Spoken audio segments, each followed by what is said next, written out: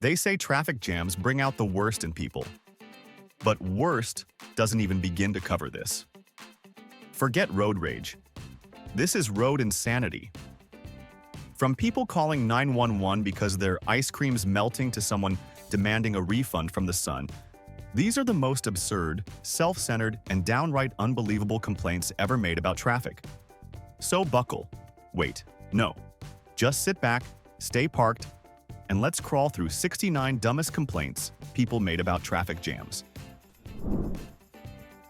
1. A woman in Florida actually called 911 during a 2021 traffic jam to file a formal complaint against her GPS. She insisted the app had a duty of care to predict the future. It should have known an accident was going to happen on that route. She demanded the dispatcher take down the brand name and launch an investigation into its psychic failures, because clearly the real emergency wasn't the crash, but the app's inability to see into the fourth dimension. 2. During a legendary standstill on the 405 freeway in Los Angeles back in 2019, a man called the Highway Patrol to demand a personal police escort. His reason? It was his birthday, and he was going to be late for his own party. He argued the traffic jam was ruining his special day. He felt it was the state's responsibility to ensure his celebration proceeded on schedule. The officer had to patiently explain that birthdays do not, in fact, grant you access to a motorcade. 3. Picture this. An overturned truck, emergency crews everywhere, and traffic backed up for miles. One driver's primary concern? The temperature of his pepperoni pizza sitting in the passenger seat. He actually flagged down an officer to ask if they could arrange a pizza warming service for his car. He complained the city should be liable for his suboptimal dining experience and the emotional distress caused by lukewarm cheese. 4. A cyclist in Portland, Oregon, who was stuck in traffic with the cars, called the non-emergency line to complain about his fitness tracker. He was furious that the complete standstill was causing his heart rate to drop below his target cardio zone. He argued that the traffic jam was sabotaging his workout and demanded that the city compensate him for the lost caloric burn and the interruption to his training regimen. 5. A tourist visiting Yellowstone National Park filed a written complaint after a bison jam blocked the road. He wrote that the Park Service showed poor management by allowing animals to roam freely and disrupt traffic. He suggested the park should train the bison to use designated crossings. Or, at the very least, they should post a schedule of when the bison planned to be on the road, so he could plan his vacation accordingly. 6. One man in Texas sent a notarized letter to his mayor's office threatening a lawsuit. Why? The city didn't provide a premium subscription lane on the interstate. He argued that as a high-income taxpayer, he should have the option to pay for a completely clear lane at all times. His complaint stated that forcing him to sit with regular drivers violated his economic rights and caused him immeasurable mental anguish. 7. While stuck behind a slow-moving funeral procession, a woman called the police department. She was complaining about the inefficient and depressing nature of the tradition. For the sake of traffic flow, she suggested hearses should be required to use the shoulder or be limited to off-peak hours. She even proposed a drive-through funeral home concept, arguing it would be a major innovation in the traffic management. 8. After an ambulance with sirens blaring squeezed through gridlocked traffic, a driver immediately called 911. He complained that the lane didn't stay open for him. He genuinely believed the ambulance was like a snowplow. It was supposed to create a permanently clear path, a path that he, specifically, was entitled to use long after the emergency vehicle was gone. The dispatcher was left completely speechless. 9. A man in Arizona lodged a complaint with the Department of Transportation about the sun. He claimed the intense glare during his evening commute created a hazardous slowdown. He demanded the state do something about the sun's angle in the evenings. Maybe install a giant citywide sun visor? Or realign the entire highway? He finished by saying if they didn't, he'd be forced to sue the sun itself. 10. A pedestrian in New York City called 911 to complain about the car fumes from a traffic jam near Central Park. His issue wasn't the environmental impact. He complained the exhaust fumes were overpowering the aroma of his expensive street vendor hot dog.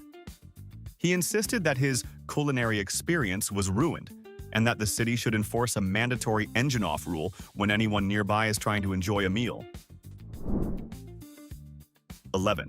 A woman in Miami called 911 from a complete standstill on I-95. Her emergency? Her tub of Neapolitan ice cream was melting in the passenger seat. She told the dispatcher the structural integrity of the layers was being compromised by the Florida heat. She then demanded they send a police car with a freezer to retrieve her dessert and preserve its delicate quality until the traffic cleared. 12. A man in Seattle called a local radio station's complaint line not about the traffic itself, but about the traffic reporter. The on-air personality had described the situation as heavy congestion. The caller argued this was a gross understatement. He demanded a more emotionally honest report next time. He even suggested using phrases like soul-crushing gridlock or vehicular purgatory to properly manage listeners' expectations. 13. The owner of a brand-new Ferrari called his dealership while stuck on the Pacific Coast Highway. He wasn't having car trouble. He was complaining that forcing his high-performance vehicle to sit idle was a form of cruelty to machinery. He claimed the engine was getting depressed, and that this experience was likely voiding his warranty. He asked if they could send a tow truck just to move him to an open road where his car could stretch its legs. 14. During a prolonged highway closure, a driver called the state's Department of Transportation hotline. He was utterly convinced the jam was a secret government experiment. He claimed they were testing mass obedience and patience thresholds on the public. His proof was the unnatural and perfectly synchronized way everyone was stopped. He demanded to be released from the test group immediately. 15. A man filed an official complaint with Uber about his driver. The reason? The driver failed to resolve the traffic jam. The passenger claimed in his one-star review that the driver showed a complete lack of initiative by just sitting there. He insisted a more skilled professional would have found a secret route, or perhaps even gotten out to personally direct traffic and clear a path for his ride. 16. A tourist on a sightseeing bus in Washington, D.C. lodged a complaint with the tour company. He was angry that their gridlocked bus had stopped with a view of a boring federal building. He argued that for the price he paid, the bus driver should have strategically positioned the vehicle in front of a more photogenic monument during the standstill. He wanted a partial refund for the subpar stationary viewing experience. 17. A man in a pickup truck called the highway patrol to report the car next to him for excessive happiness. He complained that the woman in the adjacent lane was smiling, singing along to her music, and seemed to be thoroughly enjoying her time in the traffic jam. He told the dispatcher that her positive attitude was unsettling and suspicious, and that she should be investigated for her inappropriate emotional response to the situation. 18. A social media influencer, live streaming from her car, complained to her followers about the traffic jam's poor aesthetic. She was genuinely upset that the harsh midday sun and the backdrop of concrete barriers were ruining the look of her video. She told her audience that the Department of Transportation should really consider the Instagrammability of their traffic jams and maybe add some better lighting or a few potted plants. 19. A delivery driver in Chicago complained to his boss that the traffic jam was making his truck look lazy. He was worried that other drivers, seeing his company's logo on a stationary vehicle for so long, would assume the business was inefficient. He requested permission to get out and polish the truck's hubcaps, just so it would look like he was still being productive while being completely stuck. 20. A woman called the non-emergency line to complain that a traffic jam was causing her to miss the beginning of her favorite soap opera. She didn't ask for an escort or a traffic update. She asked if the dispatcher could patch her through to the TV network so she could personally request they delay the show's start time until she got home. She believed this was a reasonable accommodation for a loyal viewer. 21. Someone trying to practice in-car mindfulness during a traffic jam filed a noise complaint against a honking driver. They wrote to the city that the honk had violently disrupted their meditative state and shattered their inner peace. They proposed the creation of designated quiet zones within traffic jams, where drivers could sit in gridlock without the stress of any auditory disturbances, allowing for a more zen-like commute. 22. A father called the police because his kids, in the back of his minivan, had finished all their snacks and were getting restless. He told the officer it had become a public safety issue because their whining was dangerously distracting. He asked if a patrol car could deliver a fresh supply of goldfish crackers and juice boxes to his vehicle to de-escalate the situation in his back seat. 23. A tourist driving through New Jersey filed a complaint with the state's tourism board. His travel brochure had shown beautiful pictures of the Garden State. However, he had been stuck in traffic for 2 hours with a view of nothing but an oil refinery. He accused the state of false advertising and demanded compensation for the scenic bait and switch that had ruined his vacation vibe. 24. During a winter snowstorm that brought traffic to a halt, a man complained to the city that the salt trucks weren't just clearing the road, but were also making his car dirty. He understood the need for safety, but he argued that the city had a responsibility to provide a complimentary car wash voucher to any driver whose vehicle was cosmetically compromised in the process of making the roads less deadly. 26. A homeowner whose property bordered a gridlocked freeway called the police with a unique complaint. He wasn't bothered by the noise or the fumes. He was upset because the line of stationary, brightly colored cars was ruining his minimalist backyard aesthetic. He told the dispatcher that the view of a rainbow of Corollas and Priuses was clashing with his Zen garden. He then demanded the police start ticketing the cars for visual pollution and for violating his property's sightlines. 27. A man in San Francisco, stuck for over an hour on the Bay Bridge, called animal control in a panic. His concern wasn't for himself, but for his cat, Mr. Snuggles, who was home alone. He claimed his cat had a very structured routine, and that this unexpected delay in his return was undoubtedly causing the feline severe separation anxiety. He asked if an officer could perform a welfare check on the cat, perhaps by rattling a bag of treats outside his apartment window. 28. An avid bird watcher, trapped in a traffic jam near a national forest, filed a formal complaint with the U.S. Fish and Wildlife Service. He wasn't upset about being late. He was furious that the cacophony of idling engines and intermittent honking had scared away a rare migratory warbler he was trying to spot.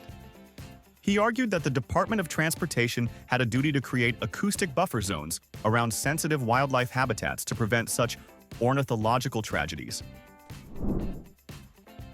29. A young man called his internet service provider from a standstill to complain about his mobile hotspot. He was in the middle of a competitive online video game raid with his international team, and the lag was making him miss crucial attacks. He accused the provider of failing to deliver a signal powerful enough to penetrate his vehicle's chassis. He demanded they boost the signal to his specific GPS location so his gaming guild wouldn't have to suffer because of primitive urban planning. 30. After being completely stopped for 40 minutes, traffic finally started crawling forward at about 2 miles per hour. One woman immediately called the highway patrol to complain about the movement. She claimed she was perfectly content being stationary, but the slow, creeping pace was giving her severe motion sickness. She asked if the officer could either stop everyone again for a while or just clear the road completely, as this nauseating in-between state was unacceptable. 31. The owner of a taco truck, stuck in the middle of a massive traffic jam, saw a rival hot dog cart a few cars ahead. He immediately called the city's business licensing department. He wasn't complaining about the traffic. He was filing a formal report against the hot dog vendor for operating in a location that was not their designated zone. He saw the gridlock not as a problem but as a turf war, and he was determined to be the only one legally allowed to sell food to the captive audience. 32. A woman became convinced that the traffic jam she was in was not natural. She called the non-emergency police line to report a suspected time distortion field being tested by a secret lab beneath the highway. Her evidence: her car's digital clock and the clock on her phone were now 1 second out of sync. She didn't want an escort out of traffic. She demanded they dispatch a team of physicists to her location to investigate the temporal anomaly before it got worse. 33. A wellness enthusiast called the Environmental Protection Agency hotline from his car. He complained that being forced to breathe the same recycled air inside his cabin for over an hour had depleted all the positive ions and was harming his aura. He insisted that the state had a responsibility to ensure the microenvironments inside citizens' vehicles remained healthy. He proposed they deploy mobile air purification units to drive between the lanes of traffic during major jams. 34. A man transporting a recently purchased landscape painting called the auction house he bought it from, demanding they intervene. He was frantic, claiming the low-frequency vibrations from the idling trucks around him were creating invisible microfractures in the delicate 18th-century oil paint. He insisted that their failure to provide a climate-controlled, vibration-proof transport option for this exact scenario was a form of professional negligence that was actively destroying a piece of cultural history. 35. One driver in Phoenix called the city's public works department with a complaint about the road itself. He argued that the black asphalt was absorbing too much solar radiation, creating a heat island effect that was making the traffic jam artificially hotter. He suggested they immediately begin a project to repaint the city's highways in a more reflective, calming shade of beige to reduce the ambient temperature for stranded motorists. 36. On her way to a charity gala, a woman stuck in gridlock filed a formal complaint via email to the city council. The subject line read, "Material damages."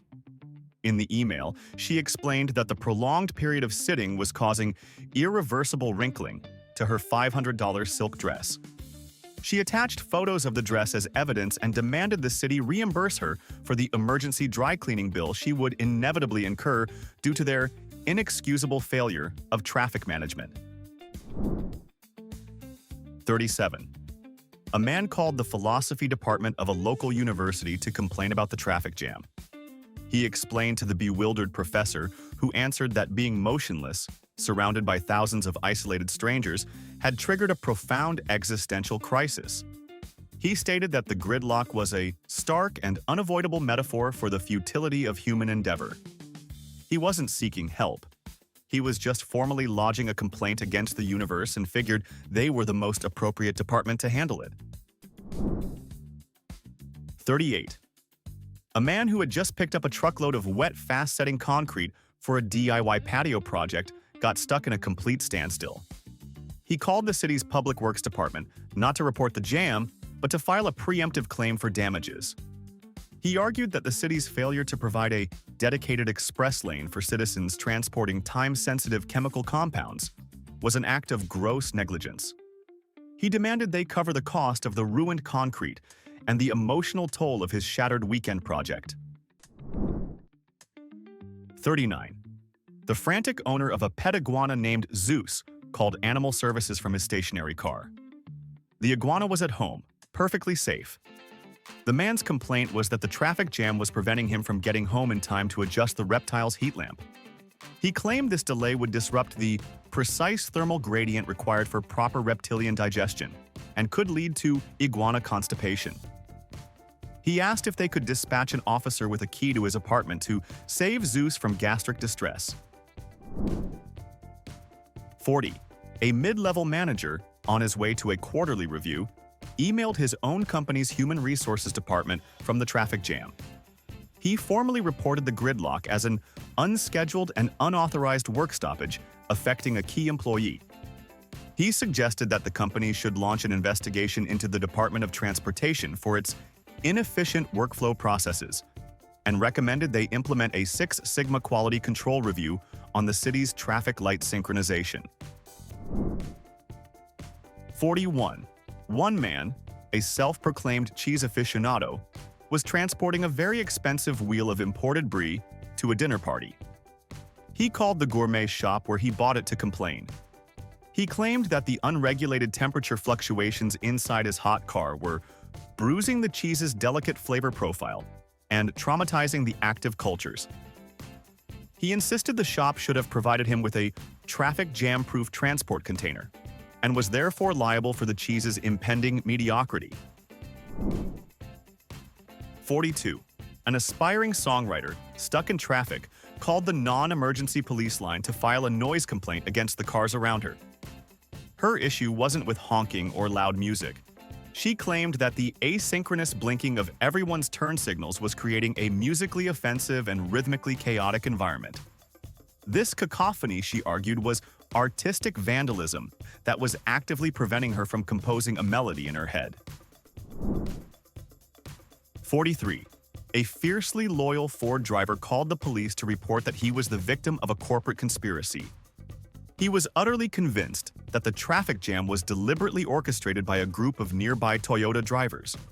He claimed they were coordinating via a secret network to box him in and make his F-150 look bad by association. He told the dispatcher he could see them smirking at him in their rearview mirrors, and that it was a clear case of brand-on-brand psychological warfare. 44. The proud owner of a rare and delicate orchid, which she was bringing home from a botanical sale, sent a furious email to the event organizers. She claimed the intense negative energy and collective stress of the traffic jam was being telepathically transmitted to her plant. The orchid, she wrote, had begun to wilt purely from the bad vibes. She attached a photo of the slightly drooping flower and demanded a full refund for the emotional trauma inflicted upon her prized foliage. 45.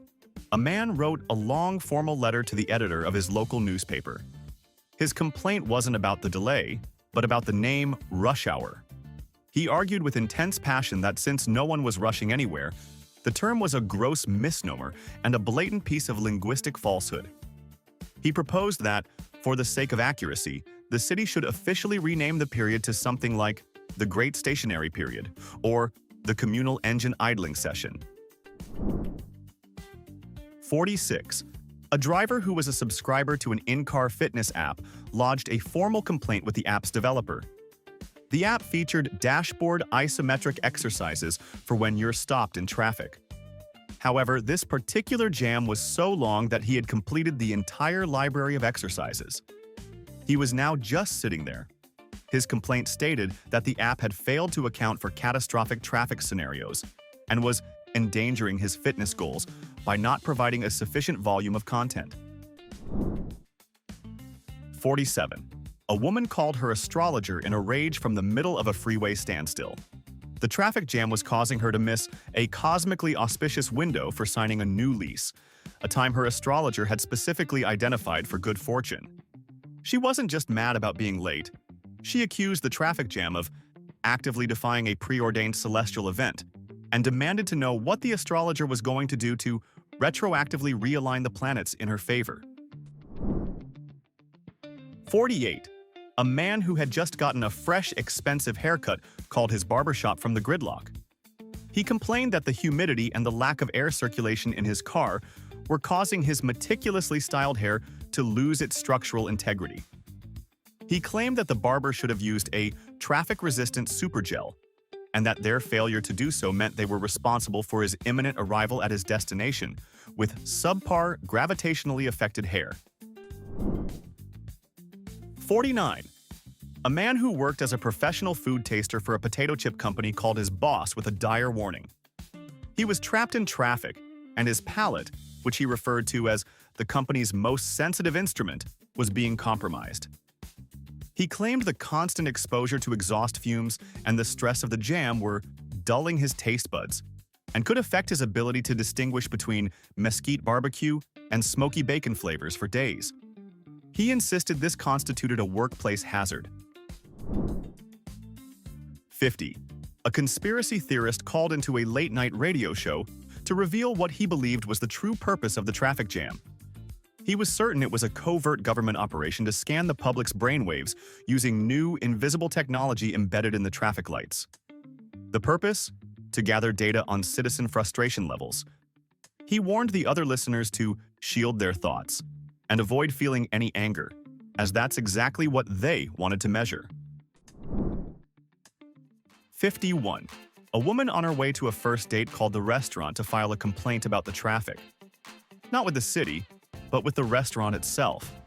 She argued that their prime location in a busy downtown area was directly responsible for the gridlock.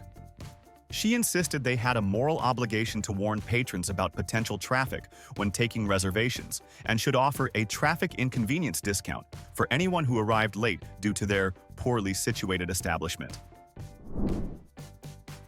52. The owner of a highly strung show dog called the American Kennel Club from a complete standstill on the interstate. She was frantic, explaining that her prize-winning poodle, Antoinette, was accustomed to a strict schedule of emotional affirmation and light cardio. The unpredictable nature of the traffic jam, she claimed, was disrupting Antoinette's circadian rhythms and could negatively impact her performance at the upcoming dog show. She asked if they could issue an official ruling to nullify any potential poor results. 53. A man who was a professional street magician got stuck in traffic on his way to a kid's birthday party. He called the parents to complain that the situation was ruining his mystique. He explained that arriving late and flustered, like a normal person, would shatter the illusion of him being a mystical entertainer who can appear and disappear at will. He suggested that, to save his reputation, he should just not show up at all, and they should tell the kids he had vanished into another dimension. 54. A landscape gardener transporting a truck full of rare, sensitive ferns called the nursery where he'd bought them. He was furious, claiming the unnatural stop-and-go motion of the traffic was psychologically stressing the plants and causing them to lose their will to live. He was adamant that ferns were creatures of habit who preferred smooth, continuous motion, and that the nursery should be held liable for not providing a fern-friendly route suggestion. 55. A man who had just purchased a brand new top-of-the-line air freshener for his car called the manufacturer's customer service line. His complaint was that the traffic jam was making his car use up the new car scent too quickly. He reasoned that since he was stationary, he was breathing the same freshened air over and over, thus depleting the product's lifespan at an accelerated rate. He demanded they send him a replacement, citing excessive and unforeseen static air exposure. 56.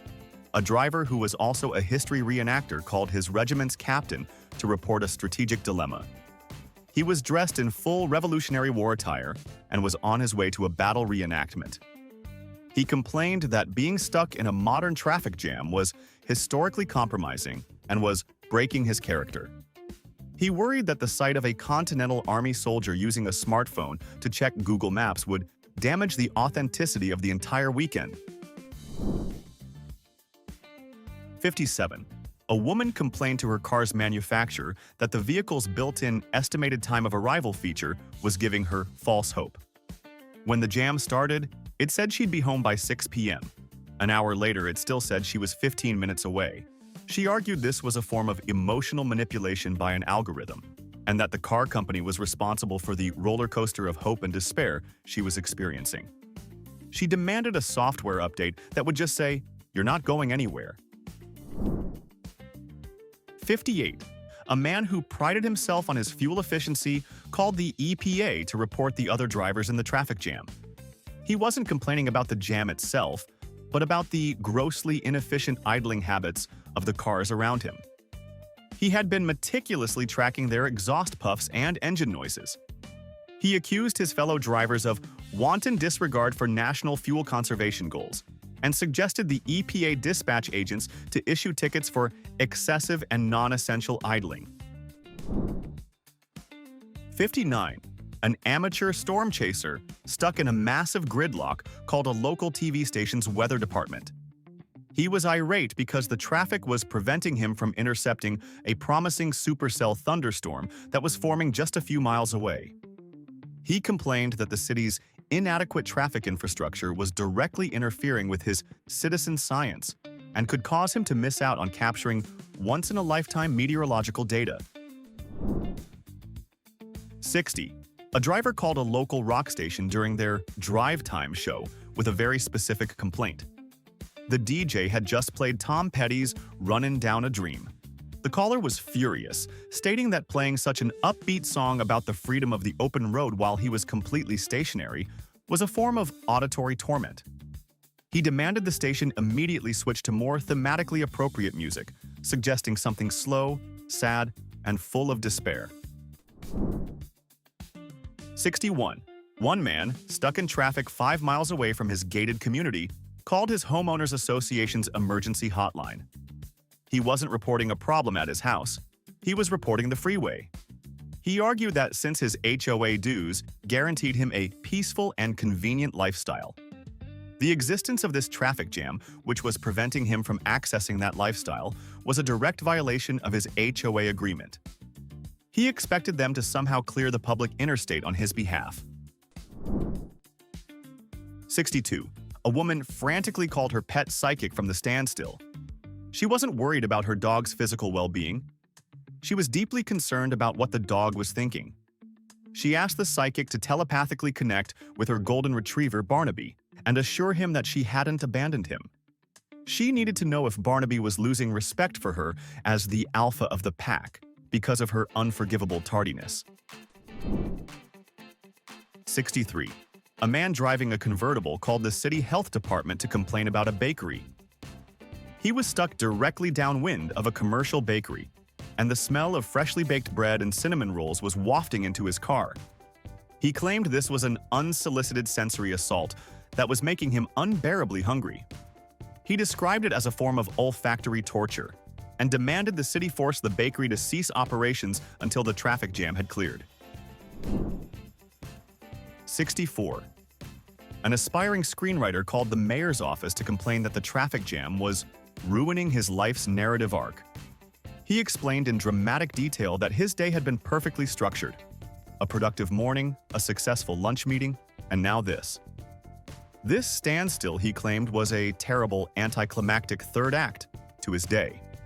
He wasn't asking for a solution. He was just lodging a formal complaint against the city for its poor storytelling. 65.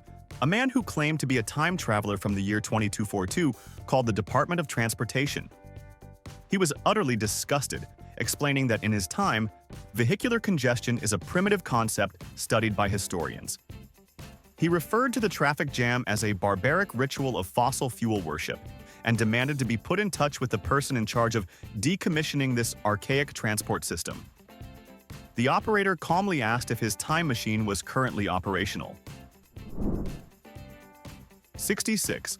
A man in a massive pickup truck called 911 to report that the traffic jam was a violation of the laws of nature. He wasn't joking. He explained that his truck was designed for power, momentum, and forward progress. Forcing it to sit idle, he argued, went against its fundamental purpose and mechanical soul. He insisted this was creating a dangerous imbalance in the automotive ecosystem, and that the universe itself would soon correct this anomaly, likely with catastrophic results. 67. A driver complained to police that the traffic jam was ruining his best excuse. He had plans to meet friends later, but didn't want to go. His foolproof plan was to blame horrible traffic for his absence. But now, stuck in an actual, verifiable traffic jam, he realized that if it cleared too soon, he'd have no excuse left. He was genuinely stressed that the resolution of the traffic jam would force him into an unwanted social engagement. 68. After an hour-long standstill, a police officer walking down the line of cars was flagged down by a woman. She wasn't asking for information. She was complaining about her car's own GPS navigation system. The animated car icon on her screen was motionless, just like her. She claimed this was lazy and uninspired programming. She insisted that, for the price she paid, the little icon should at least be doing impatient little circles, or tapping its tiny animated tires to better reflect her mood. 69. And for the grand finale of absurdity, a man in Portland was on his way to a major downtown protest against city traffic and congestion. He got stuck in a massive traffic jam. He then called the mayor's office, absolutely furious, to complain that the traffic was so bad, it was going to make him late for his own anti-traffic protest. He somehow failed to see the beautiful, self-owning irony of his situation, demanding the city clear a path so he could go complain about the paths not being clear. If you've ever shouted at a red light, you're already halfway to joining this Hall of Fame. But here's the real question. What's the dumbest thing you've ever done or heard someone do in traffic? Be honest. Drop it in the comments and let's see who wins the crown of chaos. And if you somehow made it through 69 miles of madness without honking once, you've earned it. Hit that like, subscribe, and stay tuned, because next time, we're stopping for even worse reasons.